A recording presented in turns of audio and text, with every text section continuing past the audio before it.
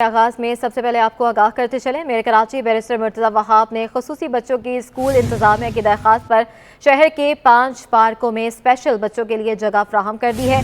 बाग इब्ने कासिम क्लिफ्टन से रिपोर्ट करेंगे रिजवान अहमद। पार्क माशरे का हिस्सा होते हैं और माशरे के हर फर्द का इनके ऊपर बराबर हक होता है।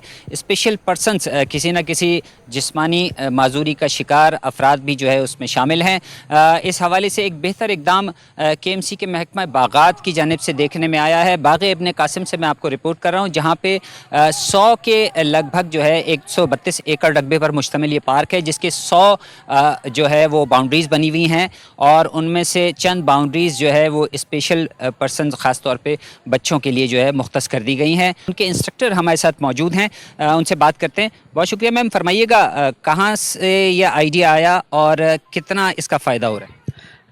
एक्चुअली हम इंस्टीट्यूट ऑफ बिहेवियर साइकोलॉजी की तरफ से हैं और हमारा हर साल का ये लगता है, एक कैंप लगाते हैं हम दिसंबर में। तो ये डी ने हमें बहुत सारे ग्राउंड्स देखे तो लेकिन हमें ये ज़्यादा मुनासिब लगा, तो हमने इनसे रिक्वेस्ट की तो इन्हीं ने हमें फ़ौरन दे दिया। और अच्छा, आप भी यहाँ मौजूद हैं, ये बताइए कि आपका क्या किरदार होता है यहाँ पे? जो एक्टिविटी बच्चों की है वो किस किस्म की है और उसमें जो है वो क्या आपकी तरफ से खिदमत फराहम की जाती है? देखिए, ये स्पोर्ट्स कैंप है। इस स्पोर्ट्स कैंप में तो आपको पता है स्पोर्ट्स की तमाम एक्टिविटीज़ होती हैं। तो असल में स्पेशल बच्चे हैं, तो लेकिन ये है कि हमारे बच्चे जर्मनी, अमेरिका, बैंकॉक, मुख्तलिफ स्पेशल ओलंपिक पाकिस्तान के हवाले से वहाँ गए हैं। तो यहाँ जो एक्टिविटी हैं, क्रिकेट होती है, फुटबॉल है, बास्केटबॉल है और जो छोटे बच्चे हैं उनके लिए यहाँ हडल रेस है, फ्लैट रेस है, सैक रेस है। तो ये मुख्तलिफ एक्टिविटीज़ हैं और बहुत ज़्यादा हैं। तो बिल्कुल बड़ी बात जो है वो सामने आई है इस सारी गुफ्तगू के नतीजे में कि स्पेशल पर्सन भी जो है वो अपने मुल्क का नाम रोशन कर सकते हैं। इसके लिए सिर्फ़ और सिर्फ उनको जो है ज़्यादा से ज़्यादा सहूलियात की फरहमी जो है वो ज़रूरी है, जो हमें बाग़े इब्ने कासिम में दिखाई दे रही है। जी, आम इंतखाबात की तैयारियों का सिलसिला जारी है। निगरान वज़ीर इत्तलाआत सैयद अहमद शाह का कहना है कि अवाम बाशऊर हैं, अपने मनपसंद सियासी नुमाइंदों को मुंतखब कर सकते हैं। हमारी जिम्मेदारी इंतखाबात के अमल को मुकम्मल कराने में मदद फ्राहम करना है। मज़ीद जानते हैं खुर्शीद रहमानी से। तो मौजूद हैं सूबाई वज़ीर इत्तलाआत अहमद शाह साहब के हमारा, और इनसे आप जानेंगे कि जो आम इंतखाबात का जो सिलसिला है उसकी तैयारियां चल रही हैं। सियासी जमातों के मंशूर में ये कहा जाता है कि वो आवाम को बुनियादी सहूलियात देंगे। तो अब जो इलेक्शन कैंपेन होने जा रही है, तो शाह साहब से पूछेंगे कि आवाम किस तरह से अपने सियासी नुमाइंदों को मुंतखब करें। शाह साहब बहुत शुक्रिया। देखिए, बड़ा सिंपल है और डेमोक्रेसी का यही तो फ़ायदा है कि जो मंशूर दिया जाता है, जो लोग उस पर अमल करते हैं, अवाम मुतमईन होते हैं तो अपने वोट के ज़रिए फैसला करते हैं। इसका और तो कोई तरीका है नहीं। अभी भी आगे इलेक्शन आ रहा है, जिन लोगों ने काम किया है, जिसके ऊपर लोगों का एतमाद होगा उसको अलग कर लेंगे। हम तो केयर टेकर गवर्नमेंट है, हमारा तो काम है कि इलेक्शन कमीशन इलेक्शन कराए, उसके लिए पूरी तैयारी हम करें।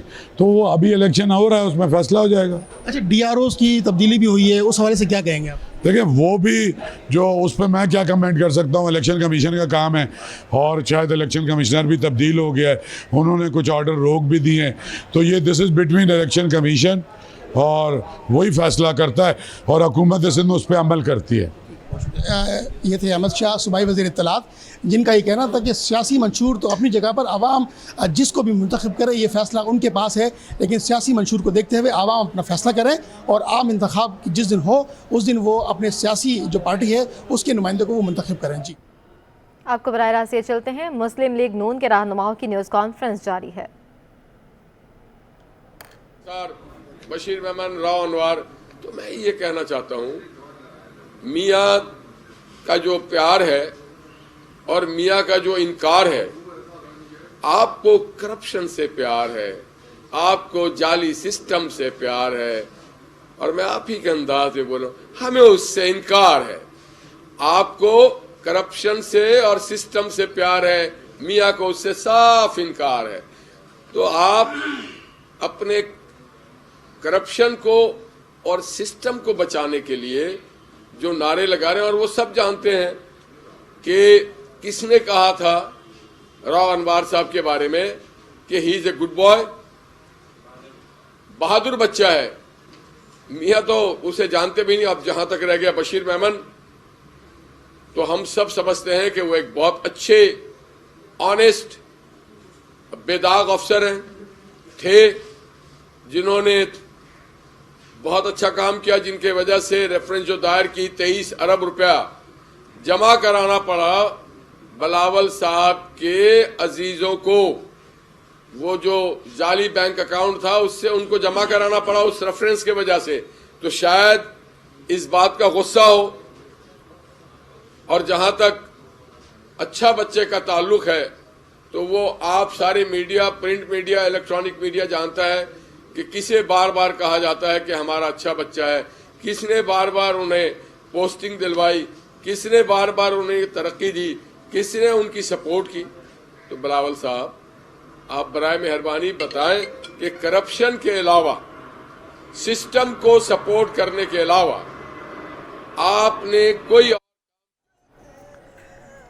मुस्लिम लीग नून के रहनुमाओं की न्यूज़ कॉन्फ्रेंस इस वक्त जारी है। मुस्लिम लीग नून के रहनुमा न्यूज़ कॉन्फ्रेंस कर रहे थे। उन्होंने कहा कि किसी की हक तलफी नहीं होगी, अमन व अमान की सूरत हाल को हम कायम रखेंगे। आगे बढ़ते हैं। पीपल्स पार्टी कराची डिवीज़न के जनरल सेक्रेटरी जावेद नागौरी ने आम इंतखाबात की मुहिम के हवाले से चेयरमैन बिलावल भुट्टो के जलसों का शेड्यूल बता दिया। कहा बिलावल भुट्टो 27 दिसंबर के बाद कराची के कई जलसों में शिरकत करेंगे। मजीद बताएंगी अक्सर शाहिद। इस वक्त हमारे साथ पीपल्स पार्टी के रहनुमा जनरल सेक्रेटरी जावेद नागौरी साहब मौजूद हैं। इनसे इंतखाबात के हवाले से बात करेंगे और जानेंगे कि सर बताइएगा पीपल्स पार्टी जो है वो इंतखाबात के हवाले से क्या मुहिम चला रही है और क्या हिकमत अमली अपना रही है।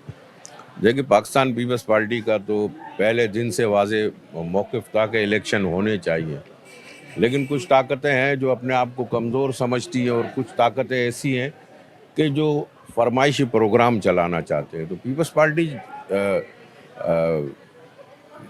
सबको इलेक्शन लड़ने का हक है और इलेक्शन होने चाहिए। आवाम को फैसला करना चाहिए कि आने वाला वज़ीर आज़म कौन होगा। किसी नादीदा कुव्वतों का ये फैसला नहीं होना चाहिए जिस तरह माजी में यहाँ पर हुआ। देखिए, 2018 का इलेक्शन हुआ था। पीपल्स पार्टी के चेयरमैन बिलावल भुट्टो जरदारी साहब ने असम्बली के अंदर ये कहा था कि ये सिलेक्टेड वज़ीर आज़म है, सिलेक्ट किया गया है। 2018 का तो इलेक्शन, हम तो उसको इलेक्शन मानते ही नहीं हैं। और फिर साबित बाद में ये हुआ कि पाकिस्तान की तमाम बड़ी जमातों ने मिलकर जो है उस नायल वज़ीर आज़म को निकालना पड़ गया। तो हम पीपल्स पार्टी का मौक़िफ़ तो वाज़े हुआ, लेकिन बहरहाल फिर हम ये कहते हैं कि इलेक्शन होने चाहिए और तमाम पार्टीज़ को बिल्कुल बराबरी की बुनियाद पर इलेक्शन लड़ने का मौका मिलना चाहिए। यकीनन अगर फेयर इलेक्शन होंगे तो रिजल्ट जो है वो खुल के सबके सामने आएगा। 2018 में जो इलेक्शन हुए वो सिलेक्टेड थे। अब ये मजीद ये कहते हैं कि 27 दिसंबर के बाद जो है वो कराची में भी जलसों का आगाज़ किया जाएगा। जी, जिना अस्पताल कराची में बंगले के खिलाफ ज़ाब्ता अलॉटमेंट पर निगरां वज़ीर सेहत ने तहकीकाती कमेटी बना दी। सेक्रेटरी सेहत सिंध की सरबराही में कमेटी रहायशी सहूलत देने और वापस लेने के लिए ज़ाब्ता अखलाक मुरतब करेगी। मज़ीद जानते हैं इरफान अब्बासी से। इरफान, अपडेट कीजिएगा।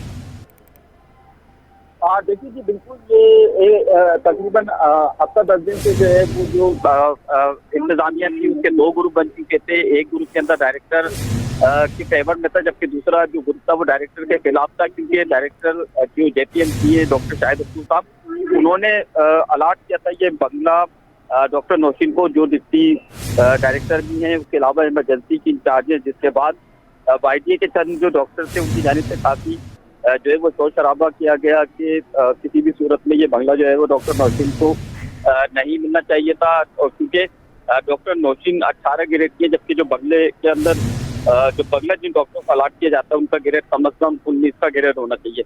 इस हवाले से जब ये चपकलश जो है वो तूल पकड़ गई तो वज़ीर सेहत की जानिब से फौरी तौर पर नोटिस दिया गया। उन्होंने एक कमेटी कायम कर दी गई है और कमेटी के अंदर 5 लोगों को रखा है। कमेटी की सरबराही सेक्रेटरी हेल्थ करेंगे, जबकि जो कमेटी के दीगर अरकान उनके अंदर डॉक्टर गफूर शोरू को शामिल किया गया। इसी तरीके से डॉक्टर शाहिद रसूल खुद जो के डायरेक्टर हैं जिला अस्पताल के, उनको शामिल किया गया। जबकि दीगर जो 2 लोग हैं उनके अंदर सिंध मेडिकल यूनिवर्सिटी है, उसके वाइस चांसलर हैं प्रोफेसर सिराज मेमन साहब। तो इन लोग को अरकान रखा गया है, जबकि ये 4 रोज के अंदर अंदर फैसला करेगी कि आया ये जो बंगला है, ये कौन इसके अंदर जो है वो कौन इसका हकदार है और किसको ये दिया जाएगा। इस हवाले से जिन अस्पताल कराची के अंदर हमने देखा था कि जो AYD का एक ग्रुप था वो इसके अंदर कूदा था और जो डिप्टी डायरेक्टर थे डॉक्टर यासीन इमरानी, उनकी जानिब से काफ़ी ना सिर्फ शोर शराबा किया गया था बल्कि उन्होंने जब अपने सीनियर जो डॉक्टर्स थे उनके साथ बदतमीजी की तो उस पर सीनियर की जानिब से जो है वो काफ़ी गमो गुस्से का इजहार किया गया था और उन्होंने फौरी तौर पर वज़ीर सेहत से नोटिस लेने का मुतालबा किया था। जी ठीक है, बहुत शुक्रिया। और पानी चोरों के खिलाफ बड़ी कामयाबी, वाटर कॉरपोरेशन ने करोड़ों गैलन पानी चोरी करने वालों को शनाख्त कर लिया है। शवाहिद मिलने पर मुकदमा दर्ज करवा दिए गए। मज़ीद जानते हैं एहसन अब्बासी की रिपोर्ट में। शहर कायद में पानी चोरों की शामत आ गई, वाटर कॉरपोरेशन को बड़ी कामयाबी मिल गई। कराची में सब सॉइल की आड़ में अरबों रुपए का पानी मुख्तलिफ मुकामात से गुजरने वाली पानी की लाइनों से चोरी किया गया। वाटर कॉरपोरेशन की शहर भर में जारी मुश्तरका कार्रवाइयों ने मुलव्विस ऑपरेटर को बेनकाब कर दिया। ये जो चोरी हो रहा था पानी सब सॉइल के नाम पे, जिसको कोई प्रोटेक्शन भी दे रहा था, यकीनन वो हम KWNSC के नीचे का तबका भी शामिल हो सकता है। इसको खारिज काम नहीं बनाया जा सकता, लेकिन वाटर थेफ्ट को एक जो एंटी वाटर थेफ्ट डिपार्टमेंट है उसने रोकना होता है, ये उसका एक काम है। और लेकिन जिस तरीके से जिस चालाकी के साथ इसकी कनेक्शंस किए गए हैं उसको भी निकालने में मैं पाकिस्तान रेंजर्स सिंध और अपने मौजूदा एंटी थेफ्ट का जो स्क्वाड है जिसको एक्सीएन दिलावर लीड कर रहे हैं, मैं उनको खराज तहसीन पेश करता हूँ। MD वाटर कॉरपोरेशन ने बताया कि मुलव्विस ऑपरेटर्स के लाइसेंस मंसूख कर दिए गए हैं, जबकि चोरी में मुलव्विस ऑपरेटर्स पर जुर्माना आयद किया जाएगा। जी, सबसे पहले तो ये देखें, महकमाना तौर पे तो उसके लाइसेंस कैंसिल होंगे। ये जो भी ऑपरेटर जिस बड़े पैमाने पे ही क्यों ना चला रहा हो, इसके लाइसेंसेस कैंसिल होंगे। उनके खिलाफ कानूनी कार्रवाई ये है कि वो एप्रीहेंशन होगी। अभी FIR दर्ज हो रही है और उसके बाद उस गिरफ्तारी का अमल लाया जाएगा और गिरफ्तारी के बाद इनसे ये पूछा जाएगा कि ये अमाउंट आपने कितने ज़माने से चला रहे हैं, क्योंकि हम तो इसको पूरी रिकवरी डालेंगे। सिटी 21 को हासिल होने वाली फहरिस्त के मुताबिक शकील महर के 5 कंपनियां पानी चोरी में मुलव्विस निकली, जबकि तैयब, दिलावर, उसामा और आबिद इंटरप्राइजेस समेत शादाब इंटरप्राइज, कोहिस्तान ट्रांसपोर्ट समेत 17 ऑपरेटर्स ने बल्क की लाइनों से पानी चोरी किया। एहसन अब्बासी, सिटी 21। वज़ीर-ए-आज़म ने कहा किसी सूरत इंडस्ट्री बंद नहीं होनी चाहिए। Chief coordinator all industrial alliance Javed Balwani ने वज़ीर-ए-आज़म से मुलाकात का अहवाल बता दिया। कहा वज़ीर-ए-आज़म ने सनतकारों को मसाइल हल करने की यकीन दहानी करा दी है। मज़ीद जानते हैं अशरफ खान से। जी अशरफ। गैस बहरान कराची में संगीन हो गया था, जिसके ऊपर जो है गैस की किल्लत भी थी और साथ में गैस की कीमत बढ़ गई थी और कराची की 50 की जो करीब जो सनतें उनकी गैस कनेक्शन काट दिए गए थे, जिस पे एहतजाज भी हुआ था। और यहाँ वज़ीर-ए-आज़म पाकिस्तान ने जो है कराची के सनतकारों से मुलाकात की, कुछ वादे भी किए और बहाल भी किए कनेक्शन। तो आप जानते हैं जावेद बिलवानी से जो ऑल इंडस्ट्रियल अलायंस के चीफ कोऑर्डिनेटर हैं, क्या सूरत हाल रही मुलाकात में, क्या पैगाम दिया गया? बिस्मिल्लाहिर्रहमानिर्रहीम। देखिए, मैं वज़ीर-ए-आज़म का शुक्रगुज़ार हूँ और हमारे सिंध के चीफ़ मिनिस्टर कामरान तिसोरी साहब, इन दोनों का मैं शुक्रगुज़ार हूँ। इन्होंने हमारे एहतजाज पे फ़ौरन एक्शन लिया।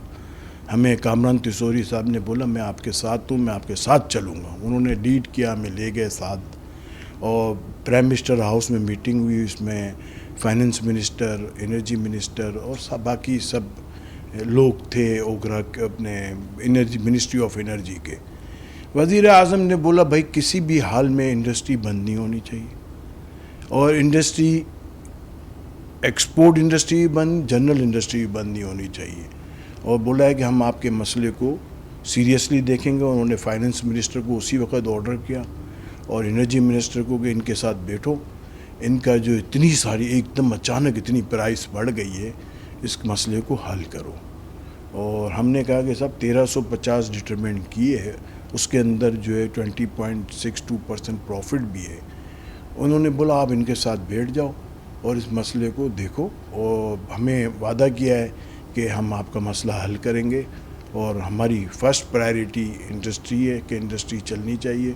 इंडस्ट्री चलेगी तो फ़ॉरेन एक्सचेंज कमाएंगे, इंडस्ट्री चलेगी तो फ़ॉरेन एक्सचेंज बचाएंगे और इंडस्ट्री चलेगी तो एम्प्लॉयमेंट मिलेगा और इंडस्ट्री चलेगी तो हमारे को बोरोइंग के और हमारी पेमेंट के मसले भी हल होंगे, क्योंकि डॉलर आएगा तो हम और इंडस्ट्री को हमको फर्स्ट प्रायोरिटी देनी है और उन्होंने बोला हम आपको फुल सपोर्ट करेंगे। और जहाँ हमने इनसे कहा कि कुछ सेक्टर ऐसे हैं उनको सब्सिडी दी जा रही है, क्रॉस सब्सिडी, तो बोला उसको कंसिडर करो, क्रॉस सब्सिडी इतनी ज़्यादा क्यों दी जा रही है जिनको ज़रूरत नहीं है। हमने बोला जो लाइफ लाइन से नीचे के लोग हैं जिनको ज़रूरत है उस पर तो हम भी चाहते हैं उनको भले सब्सिडी दें, मगर जो लाइफ लाइन से ऊपर के लोग हैं उनको क्यों सब्सिडी दी जाती है। तो उन्होंने कहा है कि हम सब चीज़ को रखेंगे और बेहतर करेंगे को इंशाल्लाह। जी, जैसे कि आपने सुना, अहम मुलाकात हुई है वज़ीर आज़म से। जो कराची की सनतों का गैस का मसला है, बल्कि मुल्क भर में जो गैस की कीमतों में इजाफा हुआ है, उसके ऊपर वज़ीर आज़म ने नोटिस ले लिया और कहा है कि स्टेक होल्डर के साथ बैठ के मुशावरत करने के बाद गैस की कीमतों का तयन भी किया जाएगा। और साथ ही ये पैगाम दिया है कि किसी सूरत जो इंडस्ट्री है उसकी गैस बंद चाहिए। जी, शहर में सर्दियां आते ही कंबल की कीमत बढ़ गई। दरामदशुदा कंबलों की कीमतों में इजाफा हो गया। सिंगल बेड कंबल 6 और डबल बेड 12,000 रुपये तक फ़रोख्त होने लगा। मज़ीद बताएंगे काविश मेमन। बिल्कुल, देखें, शहर कायद में ठंडी हवाएं चलते ही कंबल की डिमांड में इजाफा देखा जा रहा है। इस हवाले से अगर बात कर ली जाए पिछले साल के मुकाबले में इस साल कितने फ़ीसद इजाफा हुआ है, ज़ाहिर है कि इंपोर्ट किया जाता है चाइना से। इस वक्त मेरे साथ एक होल सेलर आलम साहब मौजूद हैं, उनसे बात करते हैं। ये दरअसल अगर सिंगल बेड लोगे ना तो 3,000 से स्टार्ट है, अच्छा वाला 3 से 3.5, 4, 5 तक है। और अगर डबल बेड लोगे तो आप 4,500 शुरू, 5 भी है, 5.5, 6, 7, 10 तक है। वैरायटी में फ़र्क है, ठीक है। तो टोटल ये होलसेल या होलसेल के रेट में बेचते हैं। अब बिल्कुल इस डॉलर की वजह से, क्योंकि हमारे डॉलर की ज़रूरत है और मट्टी भी लो बाहर से तो डॉलर देना पड़ता है। डॉलर की वजह से रेट बढ़े। मतलब है ना कि पिछले साल के मुकाबले में मिसाल के तौर पर सिंगल बेड है तो 2,200 का, और इस वक्त 3,000 और 3.5 पे पहुंचा है, अंदाज़ा लगा लो। डबल बेड जो है वो ये समझ लो 3,200, 3,300 का पिछले साल। इस वक्त कम से कम 4,500 से शुरू स्टार्ट है। बिल्कुल, देखें, मेरे साथ होल सेलर मौजूद थे। उनका कहना है कि पिछले साल का अगर कंपैरिजन निकाले जाए तो यकीनन कीमत में इजाफा हुआ है। उसकी बुनियादी वजह यह है कि डॉलर की बहुत ज़्यादा फ्लक्चुएशन है और जिसकी वजह से कीमतों में इजाफा देखने में आ रहा है। दुकानदार बता रहे हैं कि जो आम सारिफ है जो ख़रीदारी के लिए आता है वो अपने बजट को देखते हुए ख़रीदारी कर रहा है। जी, पुराना गोलीमार में नामालूम मुलजिम की फायरिंग से एक शख्स जान की बाजी हार गया। गुलिस्तान जौहर में मुबैना पुलिस मुकाबले में 2 मुलजिम हलाक हुए। मवाज कोर्ट में भी फायरिंग की जद में आकर एक शख्स जान की बाजी हार गया। मजीद तफसीलात शाहजेब हुसैन की रिपोर्ट में। कराची में जराइम पेशा अफराद की वारदातें जारी। गुलशन जौहर कामरान चौरंगी के करीब मुबैना पुलिस मुकाबले में 2 मुलजिमान मारे गए। दोनों डाकुओं को जख्मी हालत में गिरफ्तार किया गया था जो बाद में दम तोड़ गए थे। हलाक मुलजिमान से असलहा बरामद कर लिया गया। बल्दिया रईस गोट में भी डकैती मुजामत पर फायरिंग से आबिद नामी शख्स जख्मी हुआ। 5 स्टार चौरंगी फारूक आजम मस्जिद के करीब डाकुओं की फायरिंग से अरबाब नामी नौजवान जख्मी हुआ। नीलम कॉलोनी में आपस के झगड़े के दौरान छुरी के वार लगने से अब्दुल कदीर जख्मी हुआ जिसे अस्पताल मुंतकिल कर दिया गया। पाक कॉलोनी पुराना गोलीमार में नामालूम मुलजिमान की फायरिंग से 38 साल अकील नामी शख्स जान से गया। पुलिस का दावा है कि मकतूल नामालूम मुलजिमान को अपने हमरा लेकर चेहरे पर कपड़ा बांधकर उसे गोलियों का निशाना बनाया। मकतूल के खिलाफ गुटके मावे का मुकदमा भी दर्ज है। वाकया जाती दुश्मनी का मालूम होता है। उधर मवाज गोट नूरशाह मोहल्ला में 2 ग्रुपों में झगड़े के दौरान गोलियां चल गई। फायरिंग की जद में आकर एक शख्स जाँ बहक। इब्तदाई मालूमात के मुताबिक जाँ बहक शख्स राहगीर था। मकतूल की शनाख्त न हो सकी। पुलिस के मुताबिक फायरिंग का वाकया प्लॉट के तनाजे पर पेश आया। सिंध फूड अथॉरिटी की टीम ने director general Sindh food authority Agha Fakhar Hussain की हिदायत पर कराची के इलाके गुलजार हिजरी में कार्रवाई की है। टीम ने नफीस बेकर्स और एंड स्वीट्स का अचानक मुआयना किया और सफाई सुथराई की नाकस सूरत हाल पर बेकरी को आर्जी तौर पर बंद कर दिया है। सिंध फूड अथॉरिटी की टीम ने 2 लाख रुपए जुर्माना भी आयद किया है।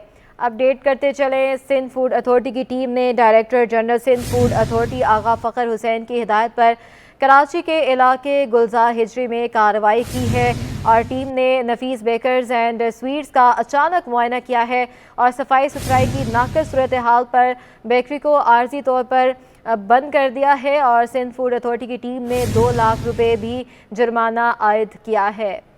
ये मनाजर आप देख रहे हैं सिंध फूड अथॉरिटी की टीम की गुलजार हिजरी में ये कार्रवाई सामने आई है। कार्रवाई director general Sindh food authority Agha Fakhar Hussain की हिदायत पर की गई है और टीम ने नफीस बेकर्स एंड स्वीट्स का अचानक मुआयना किया है।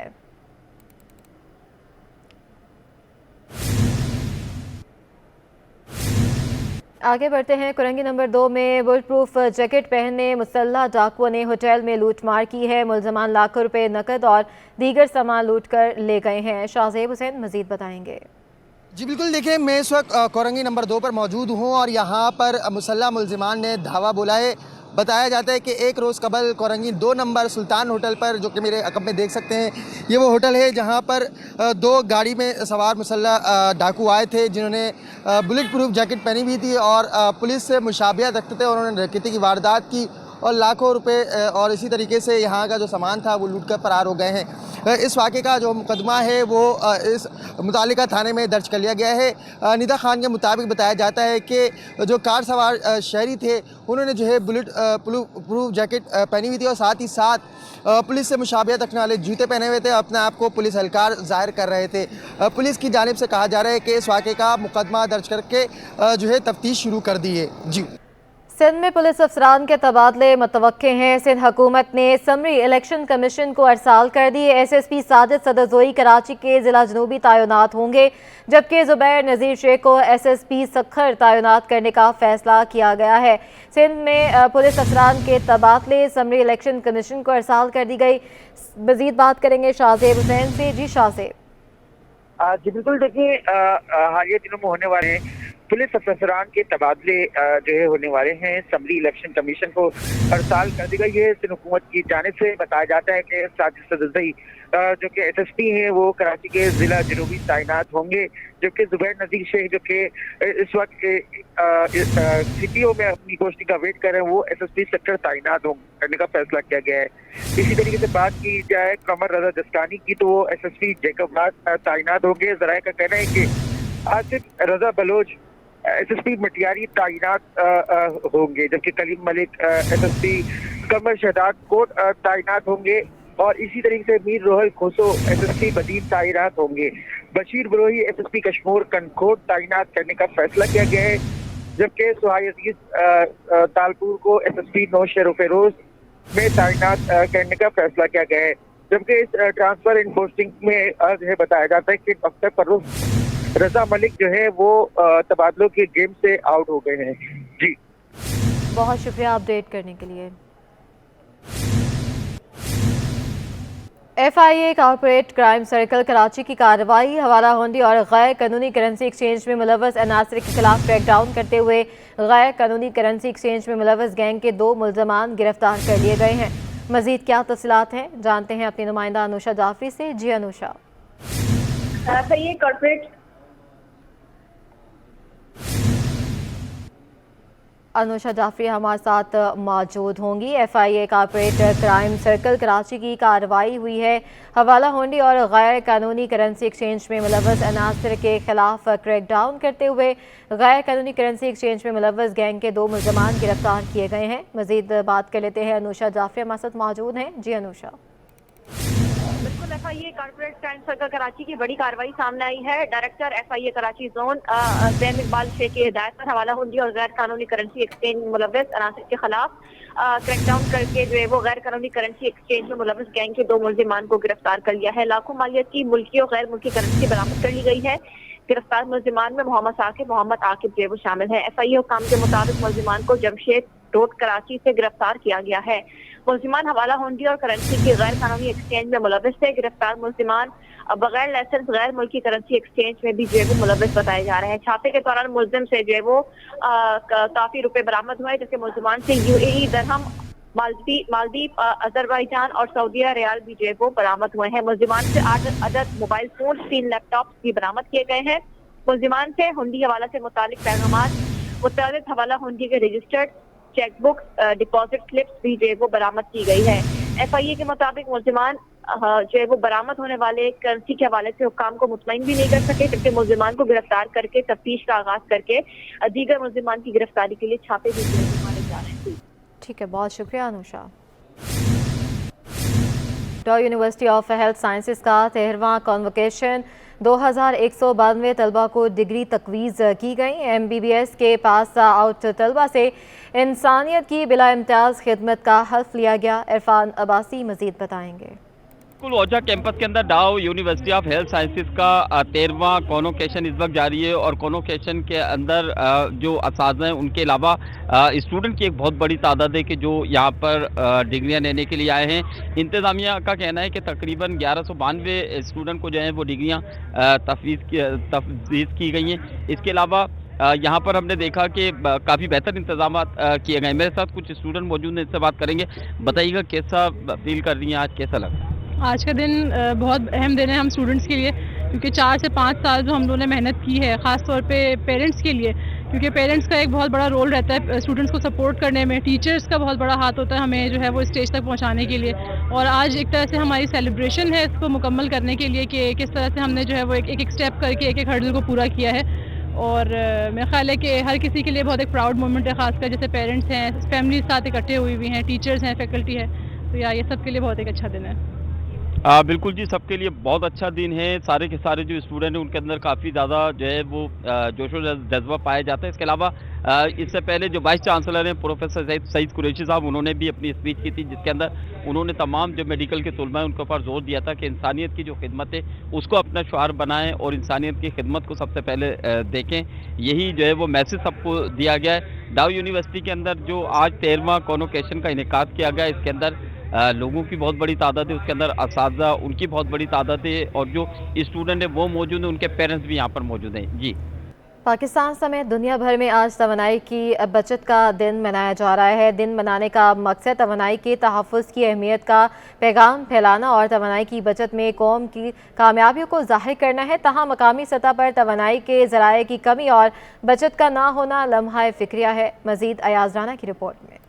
तवानाई के तहफ़्फ़ुज़ का दिन हर साल 14 दिसंबर को मनाया जाता है। पाकिस्तान में कौमी सतह पर तवानाई की बचत के लिए एक्शन प्लान 2023 था 2030 का बाकायदा आगाज हो चुका है। माहिरीन कहते हैं मुल्क में जितनी तवानाई की बचत की जाएगी उतना ही दरामदी तवानाई और खाम तेल पर एनएसआर कम होगा। हम पानी की बचत नहीं करते बल्कि ज्यादा बारिशों के नतीजे में डैम्स ना होने की वजह से फ्लड का सामना करते हैं। सूरज की रोशनी से इस्तेफादा नहीं करते। मार्केटें और कारोबार देर रात तक जारी रखते हैं जिसकी वजह से ईंधन के बढ़ते हुए अखराजात का सामना है। इक़्तिसादी सर्वे के मुताबिक जुलाई 2021 से अप्रैल 2022 के दौरान पाकिस्तान का तेल का दरामदी बिल 95% से बढ़कर 17.3 बिलियन डॉलर हो गया, जो गुज़िश्ता बरस इसी मुद्दत में 8.69 बिलियन डॉलर था। हैरान कुन इजाफे की वजह आलमी मंडी में तेल की कीमतों में इजाफा और रुपए की कदर में कमी करार दी जा रही है। माशी माहिर अतीकुर रहमान कहते हैं मुल्क में बिजली है इतनी महंगी कि शहरी उसकी बहुत बचत करते हैं। बिजली का इस्तेमाल करते ही नहीं, अपने पंखे भी बंद रखते हैं,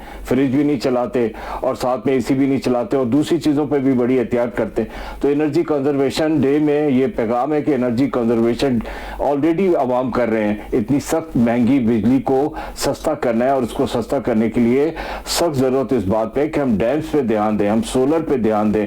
हमारे पास बहुत ज़्यादा बारिश का पानी आता है, ग्लेशियर्स पिघलते हैं और जिसकी वजह से वो सब ज़ाया हो जाता है और वो अगर कंजर्व कर लिया जाए, उसको सेव कर लिया जाए, प्रिजर्व कर लिया जाए तो उससे हम बिजली बना सकते हैं। एक जानिब हुकूमत तवानाई बचाने के लिए इक़दाम कर रही है तो वहीं उसे कौमी सतह पर मज़ामत का सामना करना पड़ रहा है। कैमरामैन एहसन इकबाल के साथ अयाज राना, सिटी 21। कुतुब बीनी के शौकीन अफराद के लिए अच्छी खबर, 18वीं बैनुल-अक़वामी कुतुब मेले का आगाज़ हो गया है। एक्सपो सेंटर कराची में इस वक्त गहमा गहमी अरूज पर है। मज़ीद बात करेंगे सैयद ज़ुबैर राशिद से। जी ज़ुबैर। आज बिल्कुल देखिए मैं इस वक्त मौजूद हूँ कराची एक्सपो सेंटर में और 18वें बैनुल-अक़वामी कुतुब मेले का जो है आगाज़ कर दिया गया है। 5 रोज़ा कुतुब मेले में 4 लाख के करीब अफराद की तादाद बताई जा रही है जिनकी आमद जो है मुतवक्के है, जबकि 330 स्टॉल जो हैं यहाँ पर ए, बी और सी कैटेगरी में, मतलब कि हॉल नंबर 1, 2 और 3 में जो है यहाँ पर लगाए गए हैं। इसके अलावा मैं आपको ये भी बताऊँ कि मुख्तलिफ उमूर की किताबें जो हैं यकीनन यहाँ पर शुरा की तवज्जो का मरकज़ बनी हुई हैं और एक से बढ़कर एक किताबें यकीनन यहाँ पर जो है तवज्जो मरकूज किए रखी हैं। तलबा व तालिबात की आमद का जो सिलसिला है वो भी शुरू हो चुका है। स्कूल, कॉलेज और यूनिवर्सिटीज़ के जो तालिब इल्म हैं यहाँ पर आ चुके हैं। कुतुब बीनी के शौकीन अफराद की बहुत बड़ी तादाद जो है उनकी आमद मुतवक्के है।